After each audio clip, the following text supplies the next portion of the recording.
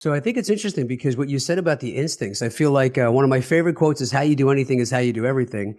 And I'll never forget when I first started boxing at Ray Longo's and they kind of had me go in and I wasn't great yet. I had some fights. I was a decent boxer, but the thing that they were looking at, everyone's giving me a weird look. And I'm like, why is everybody looking at me like that?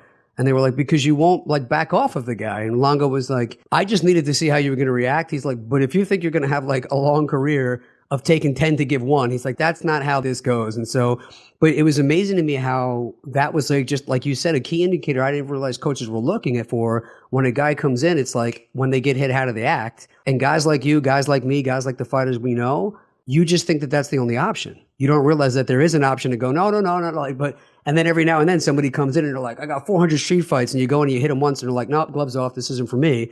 And I feel like it's kind of the same thing with business. Like everybody wants to be Toby Mathis. Everybody wants to be a real estate investor. Everybody wants to make $1 million in the stock market. But when things get tough, are they backing up? Are they quitting? Are they pointing blame to other people and not taking accountability for what they do? Or are they going to stay in the fight? And I feel like that's the biggest thing is when I talk to people and they go, you know what, Nick, I tried investing, I tried stocks, I tried real estate, I tried this, I tried that. It didn't work. I go, well, because you had a bad experience and you stopped. It's the tortoise and the hare, though. If you would have stayed in for 10, 15, 20 years, you would have had some losses. But overall, your real estate would have been just fine, man. Your portfolios would have been just fine. So my question for you is, what is it in you? Because obviously you see it in so many other people as well that you work with, but also you, your partner, Clint, shout out to him, another fantastic guy.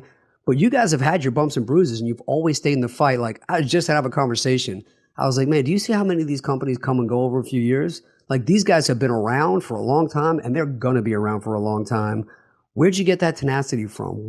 How do you stay so strong and confident and stable when the foundation occasionally gets rocked in your life and your business? I think that you have to be comfortable being uncomfortable sometimes. And, they say that in these workout guys all the time is get comfortable being uncomfortable. But in business, you have to kind of relish the opportunities when they turn up the pain because anybody can make money when the market's going great. But it takes a skill set, special skill set when the market's going wonky and going down and going sideways or dropping. Doesn't matter what it is. So I'll use an example during COVID and we're a live event company. We did, over 50 events, live events the year before COVID hit. And all of a sudden you can't do these events.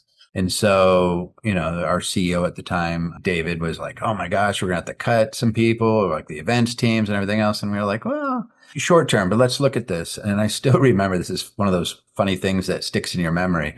I had a poster of Muhammad Ali, the famous standing in the ring after knocking out his opponent. And it was on the back wall. And I just looked up and I said, this is either our defining moment. And I kind of look at this as an opportunity to fight. It's going to get really ugly. And none of us knew what COVID was going to do. We just know that they were shutting things down. And you didn't know that there was going to be the CARES Act. You didn't know that they were going to dump $7 trillion into the economy, right? So everybody's, what's the future going to hold? And I talked to Clint about this, my partner. It was like being in high school again. Like there was days where you're actually giddy going, what are we going to try? What are we going to try?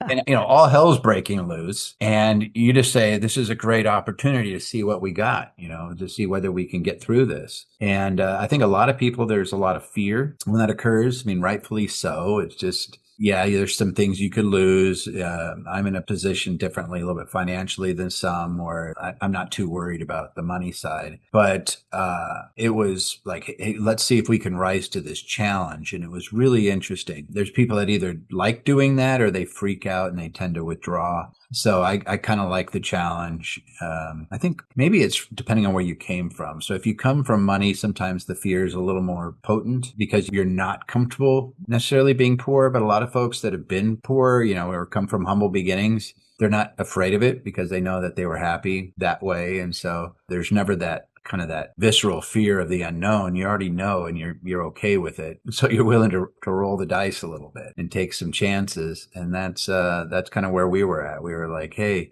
we had a great organization. I think at that time we were 20 some years in. We weren't worried about our future. We were just looking at it as this is a great opportunity. Now you look back and you go, oh man, that was a crazy time. And people got a lot of businesses went out of business during that time. Other people, they used it as a springboard. Well, we used it as a springboard. And you say, well, what's wrong with you? Like, why weren't you doing the conservative route, like hiding every dollar and laying off staff? And and things like that. And I was like, it just wasn't in our DNA. Our DNA was, this is a challenge and everybody's going through it. And it's kind of like, I remember Robert Kiyosaki once said this. It was before the big meltdown in 2008. He was like, turn up the pain. Let's see who the real investors are. And it sounds kind of machismo and probably not too nice to your fellow Americans, but there is something to be said for, hey, when times get rough, that's what, you could use it to make yourself and cast yourself into something different. And a lot of folks did, and they benefited out of it. And a lot of folks didn't, and they wilted and went away. And so when you look at it, I'm glad the way we forwarded, headed towards it. But I always look at it as like, it wasn't even an option. It was something you just automatically do. And I see that in people, you see that in fighters, and you see that in businesses too. There's some people that just look at it and bad situations occur, they use it it's kind of like as a rock, and they're going to sharpen their sword with it. It's like, oh, okay, this is going to be really tough. Let's see what I can use it to mold myself into.